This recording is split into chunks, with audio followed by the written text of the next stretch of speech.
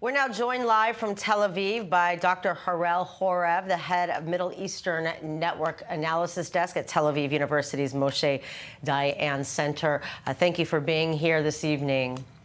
Thank you for having me. So we're seeing, obviously, escalations, things continuing now with multiple Hamas politicians targeted in the past week, with the de facto prime minister also killed last week. Why now is the IDF targeting politicians, so to speak? Well, actually, that's a tendency that began in the last phases of the war, of those 15 months that we just before the ceasefire. And the reason is that we understood that the civil arm of Hamas, the one that takes care of the civilians, the ones that actually preserves Hamas control over the population, is not less important than the military one. They are the actual I would say, anchors of the movement within the society. They're the one to run it on a daily basis, and they are extremely important. Now, it's also very important to emphasize that people like Salah al-Bardawil, who was killed today, but others as well, usually don't perform one single role, not just a civil one, quote unquote. Usually, they share other professions, so to speak, as ideologists, as in the military infrastructure. We have many examples from the very establishment of Hamas of this kind of thing, and it is part of Hamas' character as an organization. So with that said, I mean, interesting note that being in the political bureau really entails more than one role, like you said. Now let's talk about the ground operation in Bet Hanun, things continuing there, but how strong are the Hamas, whether it's guerrilla offshoots of Hamas, how strong are they to be able to withstand an IDF presence?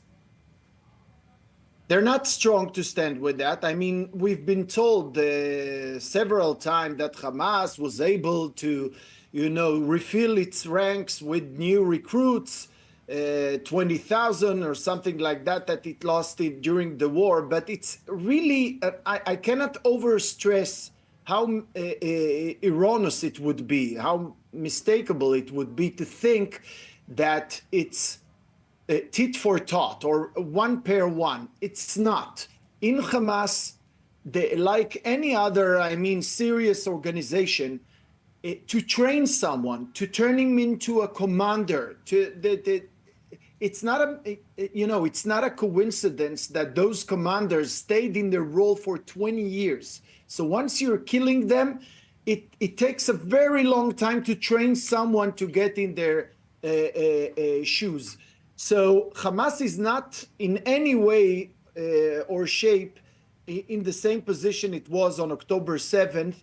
But on the other hand, the IDF is not putting its full stress at the moment, it's pressure at the moment. And I think the reason is that there are negotiations, and Israel is indeed trying to do everything under fire in order to push Hamas to get out of its comfort zone. But that's just the beginning. The ground operation didn't start actually yet. It's just, infiltrations. It's not the real thing. And the reason is because of the negotiations at the moment. They're giving them a chance under fire. Also, the Hamas's health ministry, which, again, these are not numbers that anybody can take to the bank, so to speak, claiming 50,000 people have died since October 7th. How accurate do you think that is? I mean, I'm remembering hearing numbers in the tens of thousands in one alleged airstrike that Israel's been accused of killing. So does that number seem like it could be on the accurate side? It's possible, but the problem methodologically with their numbers is not really the bottom line as the breakdown of those numbers. In other words, when they are telling us that 7,000 children died because of Israeli strikes, we need to understand that they're counting many Hamas terrorists within those numbers. For example, because a kid can be, someone who is 17 also. And they are using 17 years old as fighters for a very long time. And obviously, they're also lying in the numbers of who is a child, who is a grown up, and the same goes with women.